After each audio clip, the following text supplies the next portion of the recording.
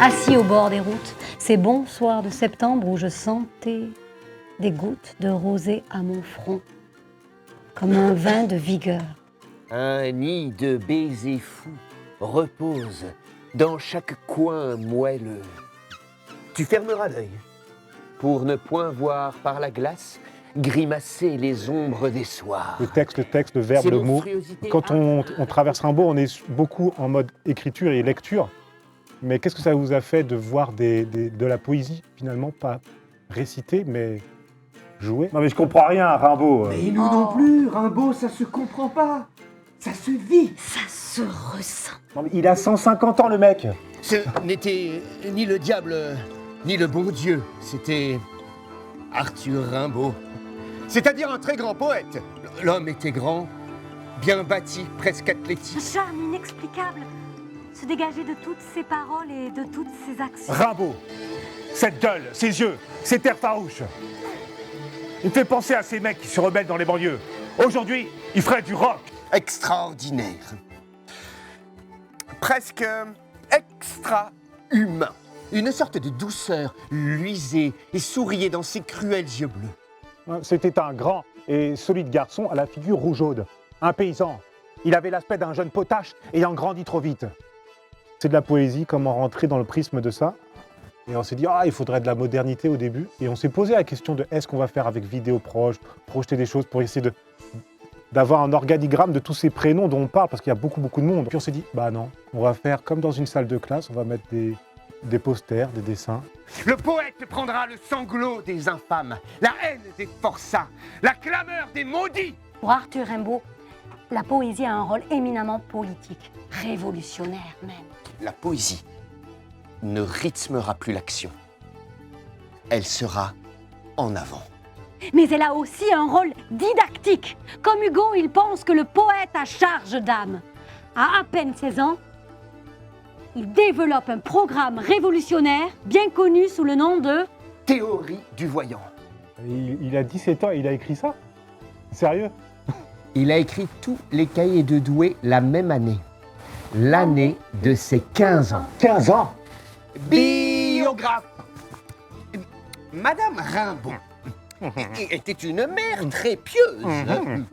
Et très rigide. Oui. Et la mère, fermant le livre du devoir, s'en allait, satisfaite et très fière, sans voir dans les yeux bleus et sous le front plein d'éminence l'âme de son enfant livrée aux répugnances.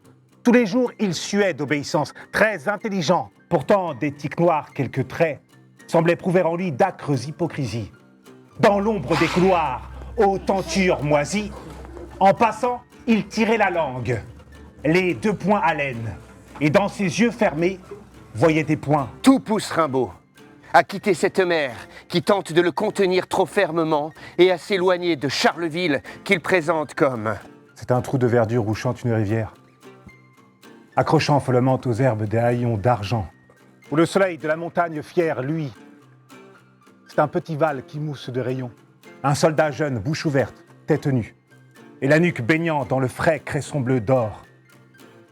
Il est étendu dans l'herbe sous la nue. Le col gras et gris, les larges omoplates qui saillent, le dos court qui rentre et qui ressort, puis les rondeurs des reins qui semblent prendre l'essor. La graisse sous la peau paraît en feuilles plates, l'échine est un peu rouge, et le tout sent un goût horrible, étrangement.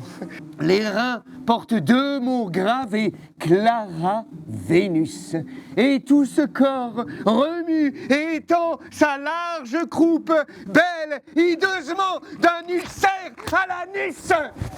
Choqué, Edmond Maître, C'est le diable! le vieux valade. Le diable au milieu des docteurs! Les Valades, les Créteil, On est par exemple, avec tous ces noms-là qu'incarne Muriel, on est chez les vilains bonshommes.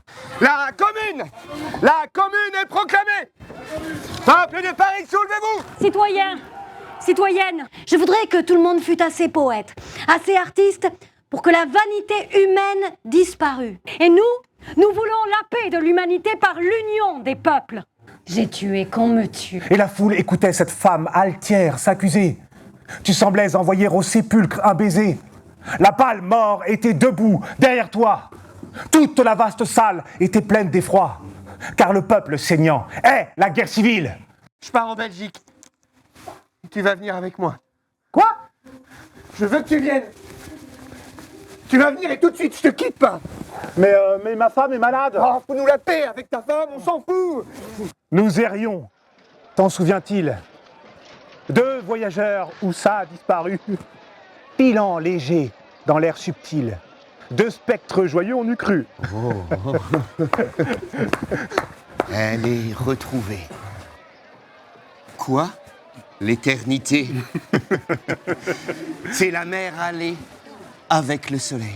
Les poèmes de Rimbaud de cette période témoignent d'un excès de bonheur éprouvé. Cet amour entre ces 2 poètes, vous l'avez vu, fut non seulement fulgurant, mais dans l'histoire littéraire, une expérience à jamais inégalée, où 2 êtres de génie ont mis en commun leur écriture poétique. On crée une communauté d'esprit, un laboratoire d'invention. De Bruxelles à Londres, l'amour s'épuise déjà. Londres. Vendredi après-midi. Reviens. Reviens, cher ami, seul ami, reviens. Je te jure que je serai bon. Si j'étais Mossad avec toi, c'est une plaisanterie où je me suis entêté. Je m'en repens plus qu'on ne peut dire.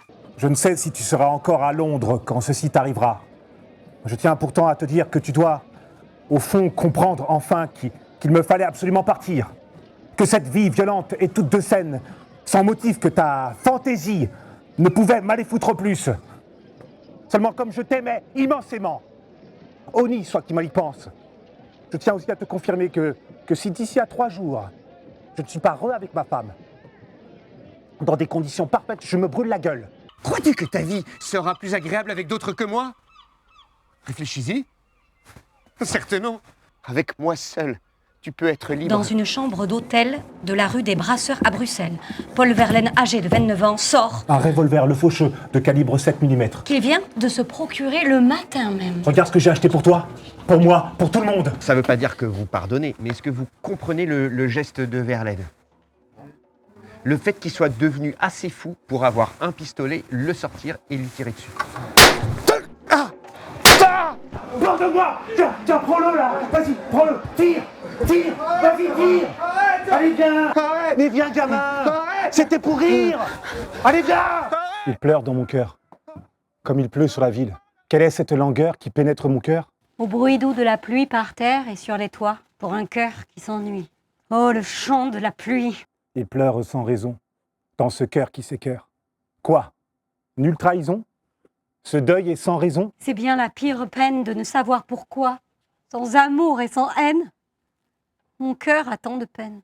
Un soir, j'ai assis la beauté sur mes genoux. Je l'ai trouvée amère. Et je l'ai injuriée. Ma chère maman, ma chère sœur, après de terribles souffrances, j'ai pris le bateau pour la France. Quelle triste vie! Ne pouvez-vous m'aider en rien?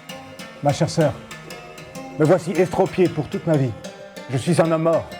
Notre vie n'est que misère. Pourquoi donc existons-nous? Ma chère sœur, où sont passées les courses, à travers monts, les cavalcades, les promenades, les déserts, les rivières et les mers? Mort. Mort. Du moins tel que tu veux. Arthur Rimbaud était comme un soleil qui flambe toujours et qui ne peut pas s'éteindre.